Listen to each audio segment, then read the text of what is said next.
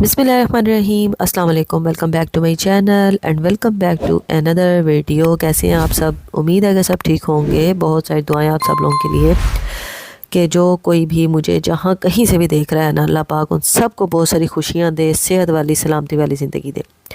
तो जनाब, तबीयत मेरी तो ठीक नहीं है, गला बहुत ही ज़्यादा वाह ही ख़राब हुआ पड़ा है और मैं जो है ना बस ना पूछें कि क्या हालत है, बोला भी नहीं जा रहा। तो यहाँ पर आपको पता तो चल गया होगा कि फिर से केक बना रही हूँ और बस जब कुछ नहीं होता ना, कुछ समझ नहीं आ रही होती कि मैं क्या करूँ, तो फिर मुझे बस एक ही चीज़ समझ आती है कि मैं कोई ना कोई जो है ना इस तरह की एक्टिविटी कर लूँ। तो फिर यहाँ पर मैं केक बना रही थी, क्योंकि मैंने जो है ना इतना बड़ा केक शायद नहीं बनाया कभी। मुझे नहीं याद कि इतने बड़े मोल्ड में बनाया हो, यानी कि 10 बाई 10 इंच का लास्ट टाइम बनाया था शायद 14 अगस्त पे, लेकिन उसके बाद अब तक नहीं बनाया था। तो मुझे भूल गया था कि इतना बड़ा केक कैसे बनेगा, कितनी चीज़ें जाएंगी। तो मैंने सोचा कि चलो बनाते हैं। तो इसमें 10 से 11 अंडे थे और 260 65 ग्राम चीनी थी पिसी हुई, और इतना ही मैदा था। कोई 1-2 ग्राम ऊपर नीचे हो जाए तो खैर है। जो मोल्ड है ना वो 10 बाई 10 का है। तो यहाँ पर 10 अंडे मैंने फेंटने के लिए रख दिए, और इसके अलावा जो है चीनी मैंने लेके 200 कितनी थी यार, 266 ग्राम चीनी थी यहाँ पे पिसी हुई। वो मैंने फिर जब अंडे मेरे फुल ऊपर तक आ गए ना, अच्छी तरह बीट हो गए, तो उसमें मैंने फिर एक एक चम्मच करके शामिल की थी। ये मैं हमेशा बताती हूँ कि चीनी को इकट्ठा कभी भी नहीं शामिल करना, नहीं तो जो अंडे हैं ना, चीनी है वो पानी छोड़ देती है अंडों में जाके।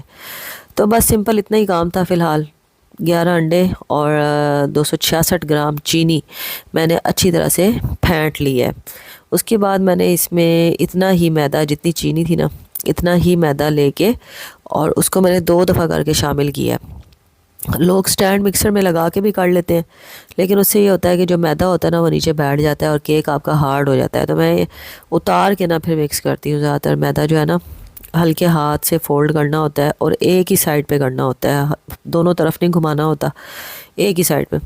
अब इसको मैंने 2 हिस्सों में कर लिया, और एक हिस्से में मैंने जो है ना 2 चम्मच जो खाने के होते हैं ना वो भर के कोको पाउडर के शामिल किए। और छाना नहीं था मैंने कोको पाउडर को, या शायद छान लिया था, मुझे सही से अब याद नहीं है क्योंकि ये काफ़ी दिन पहले की वीडियो है। छानना चाहिए, वैसे छान ले तो अच्छा होता है। तो मैंने इसको 2 चम्मच जो है ना वो कोको पाउडर के अलग से ऐड कर दिए, 2 हिस्सों में डिवाइड करके। और उसके बाद जो है उसमें चॉकलेट एसेंस भी शामिल कर दिया था। इससे ज़रा ना अच्छी मिक्सिंग हो जाती है। तो मैं ये जो स्टैंड है ना इससे कर लेती हूँ, स्टैंड का ये जो पार्ट है। फिर उसके बाद मैंने एक साइड पे चॉकलेट स्पंज जो है वो बनने के लिए रखा था, और एक साइड पे पाइनएप्पल वाला हो गया था। इसमें पाइनएप्पल एसेंस भी मैंने शामिल किया था, जो आपको दूसरा नज़र आ रहा है इसमें ना, एक में यानी कि चॉकलेट एसेंस और एक में पाइनएप्पल एसेंस। तो ये इस तरह से मैंने बना लिया था। बिल्कुल बोला नहीं जा रहा, आपको क्या बताऊँ, तबीयत बहुत ज़्यादा ख़राब। ऐसे में जो है ना खाने को इतना दिल करता है ना, कभी कोई चीज़ कभी कोई चीज़, लेकिन यार बस क्या बताऊँ, हिम्मत नहीं होती बनाने की। अब ये केक जो बना है ना, वीडियो मैंने काफ़ी दिन पहले बनाई थी, और बस आज मैंने स्टोरेज देखी फुल हो रही थी, तो मैंने कहा डिलीट करने से बेहतर है, इतनी मुश्किल से मैंने बनाई है तो एडिट करके मैं डाल देती हूँ ना। तो अब वही सफ़र कर रही हूँ। शाम के 4:30 बजे हैं, बच्चे गए हैं ट्यूशन में, और हस्बैंड भी कहीं बाहर निकले हुए। अकेले बैठी हुई थी, सोचे चलो एडिट कर लेती हूँ। बड़ा ही पुरस्कून माहौल है यहाँ पे। क्रेव की चॉकलेट मैंने ले ली है, डार्क चॉकलेट है ये 500 ग्राम की। और केक जो है ना काफ़ी बड़ा सारा है, तकरीबन 4 पाउंड का केक बना था यहाँ पे। और ये विप क्रीम जो मैंने रखी होती है ना कलर वाली, अक्सर होता है बच जाती है क्रीम केक पे लगाते हुए, तो वो ज़ाया नहीं करनी चाहिए, वो रख देनी चाहिए। इस तरह जब आप कोई भी आपने गनाश बनानी होती है ना चॉकलेट, तो उसमें यूज़ हो जाती है। तो यहाँ पे मैंने वो डाल के क्रेव की चॉकलेट में, और पहले ओवन में इसको मेल्ट कर लिया, मिक्स किया, और एंड पे मैंने इसमें गर्म पानी डाल दिया थोड़ा सा, क्योंकि उससे पता क्या होता है, शाइन बहुत अच्छी आती है आपकी चॉकलेट में। गर्म पानी थोड़ा सा डाल के मिक्स कर ले तो, और थोड़ी सी जो है ना वो पतली भी हो जाती है मज़े की। और ये देखिए केक कितना अच्छा स्पंज बन के रेडी हुआ है यार। एक बेकरी बना ले बंदा, है ना। मेरे पास तो यार चीज़ें नहीं है ना, मसला ये है कि मैं कोई इन्वेस्टमेंट नहीं है। इन्वेस्टमेंट होगी ना जिस दिन मेरे पास, तो इंशाल्लाह मैं ये काम शुरू करूँगी और मुझे अपने पे इतना यकीन है कि मैं ये कर सकती हूँ। कुछ सेहत का थोड़ा सा इशू है और कुछ जो है ना मतलब आपके पास चीज़ें कंप्लीट नहीं होती ना। अब नीचे ये जो मेरा पड़ा हुआ है ना टर्निंग टेबल, मेरा ये भी टूट गया। आगे ये एक छोटू सा था, ऊंचा नहीं था। वैसे तो केक के जो टर्निंग टेबल होते हैं वो बड़े ऊंचे ऊंचे होते हैं। ये एक बस आप डेकोरेशन के लिए था, किसी को चीज़ सर्व करने के लिए था, ऊपर कप केक्स वगैरह रख के आप पेश करें किसी को। लेकिन मैंने इसको टर्निंग टेबल को ना मतलब अपनी इस चीज़ के लिए यूज़ करना शुरू कर दिया और आज मैंने देखा कि मेरा ये भी टूट गया। तो खैर केक जो है ना इससे बड़ा था टर्निंग टेबल से, तो मैं सोच रही थी कि इस पर क्रीम कैसे लगेगी, मतलब इसके ऊपर रख के बहुत मुश्किल हो जाएगा। खैर मैंने फिर सोचा कि चले आगे देखते हैं क्या करना है। केक का जो स्पंज है ना यार बहुत ज़बरदस्त बन के रेडी हुआ था। कुछ भी नहीं मैंने ज़्यादा डाला था, सिर्फ जो है वही बेसिक चीज़ें होती हैं। आप ना ऑयल डालें ना इसमें दूध डालें, क्योंकि ऑयल और दूध डलता है टी केक में। जो आप बनाते हैं ना टी केक या फ्रूट केक, उसमें डलता है। ये जो स्पंज होते हैं ना केक बनाने के लिए, विपिंग क्रीम जिस पे लगती है, उसमें ना आपका ऑयल जाता है ना उसमें आपका जो है ना मतलब आप दूध भी नहीं उसमें डालते। सिर्फ इसमें अंडा, चीनी, मैदा और बेकिंग पाउडर भी जो है मैंने शायद नहीं डाला इस बार, क्योंकि जब आप हैंड मिक्सर से करते हैं ना तो उसमें आपको बेकिंग पाउडर डालना पड़ता है। लेकिन जब स्टैंड मिक्सर में आप बनाते हैं ना कोई भी चीज़, तो उसमें आप जो है वो यूज़ नहीं करते बेकिंग पाउडर। वो बड़ा अच्छा, आपके अंडे अच्छी तरह से बीट हो जाए ना तो बहुत अच्छा सा केक आपका राइज़ हो जाता है। जिस तरह ये आप देखें स्पंज राइज़ हुआ है इतना ज़बरदस्त किस्म का। उसके बाद आपने इसको बराबर जो है वो 3 हिस्सों में कट कर लेना है। और कट करने का तरीका भी मैंने अभी देखा है, आपने मैंने दिखाया है कि पहले आपने चारों तरफ से इसको निशान लगा लेने हैं एक जैसा रख के। फिर उसके बाद आपने जो आपका ये जो कटर है ना, छुरी है आपकी, इसको आपने अंदर से डाल के इसको फिर पूरा एक जैसा कट कर लेना है।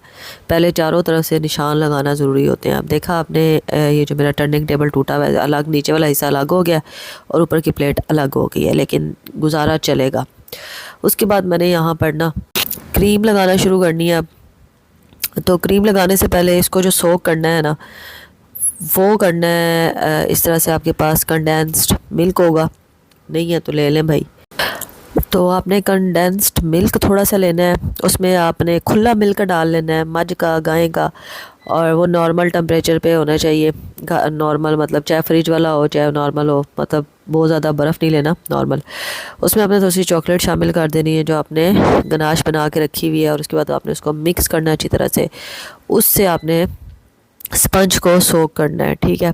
और इससे बहुत अच्छा फ्लेवर आता है। कभी आपने अगर कंडेंस्ड मिल्क के साथ इस तरह केक बनाया है तो आप बताना।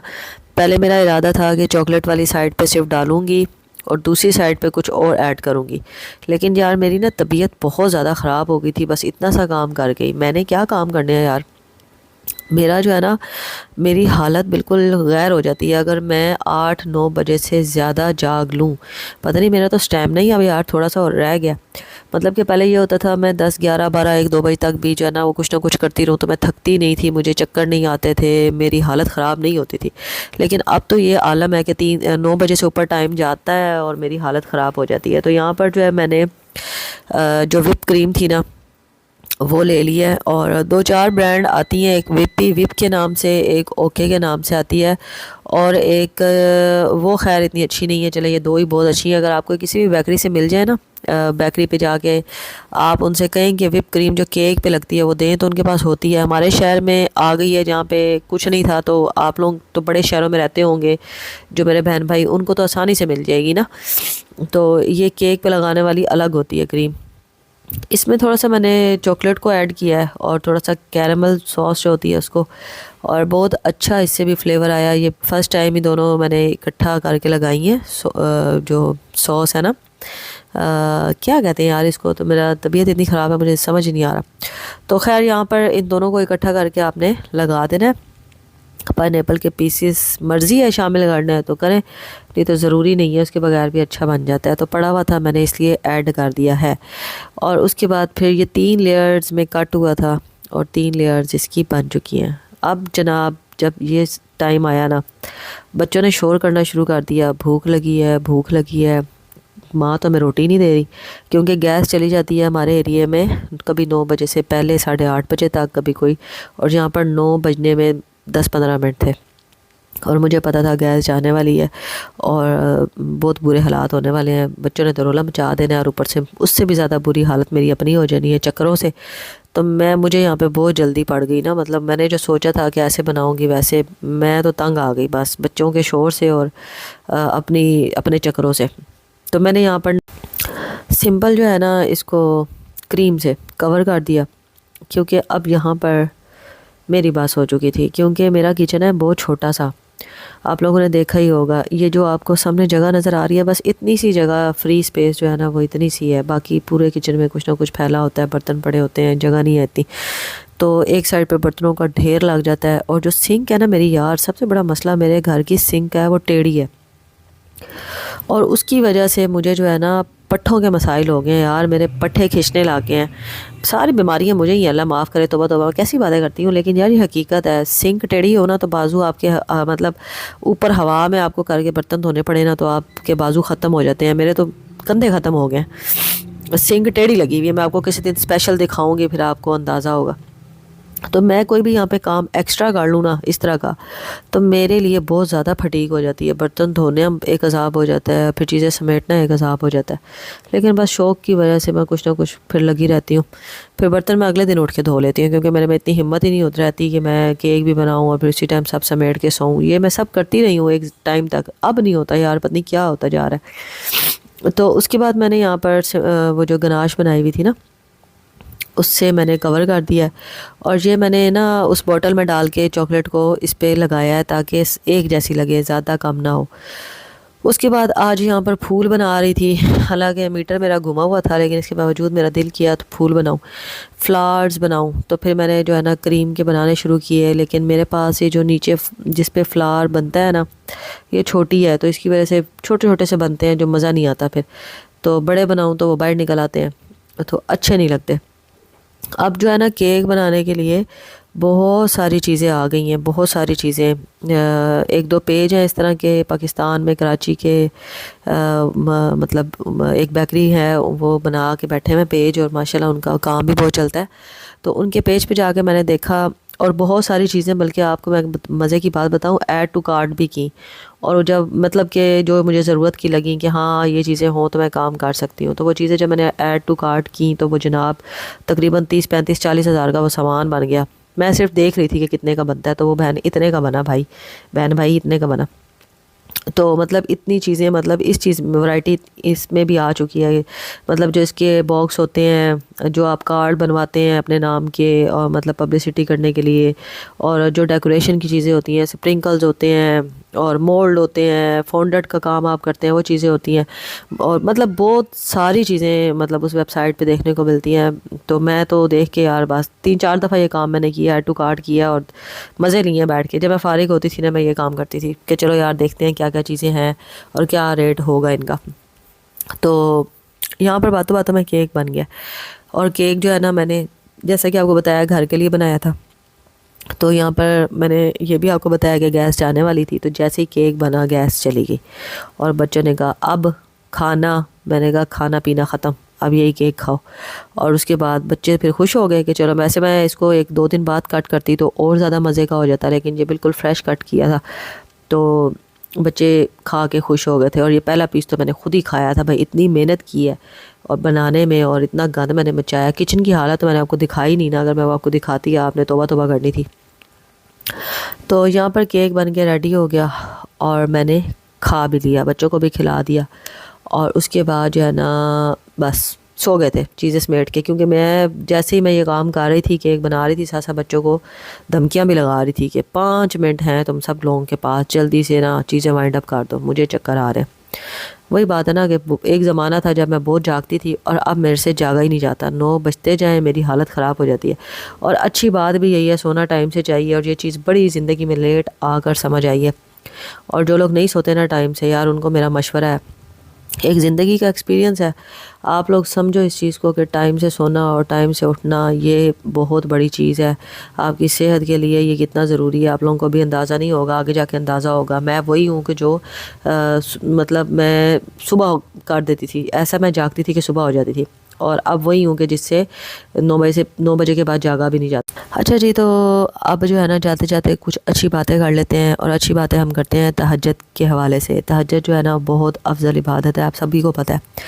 तभी ये फ़र्ज़ नहीं की गई, क्योंकि फ़र्ज़ इबादत तो इंसान अक्सर खौफ से या ये सोच कर पढ़ता है कि इसका रोज़े महशर सवाल किया जाएगा, मगर तहज्जुद जो है ना वो इंसान हर डर से आज़ाद होकर पढ़ता है। तहज्जुद इश्क की नमाज है, और बस ये सोच कर पढ़ी जाती है कि आज अल्लाह से मुलाकात करनी है। जब सब सो रहे होते हैं, जब गुफ्तगू की आवाज़ और हिचकियाँ लेता हुआ दिल किसी को दिखाई नहीं देता, जब दिल अल्लाह की मोहब्बत से भर जाता है, तब अल्लाह ताला इंसान के दिल में इतनी तड़प पैदा कर देता है कि इंसान रात के अंधेरे में अपनी पुरसकून नींद छोड़कर अल्लाह से मिलने आता है। और सोचें वो मंज़र जब आप अल्लाह से मुलाकात के लिए उसके रूबरू जाओ और वो पहले से आपके इंतज़ार में हो, तो क्या कैफियत होगी।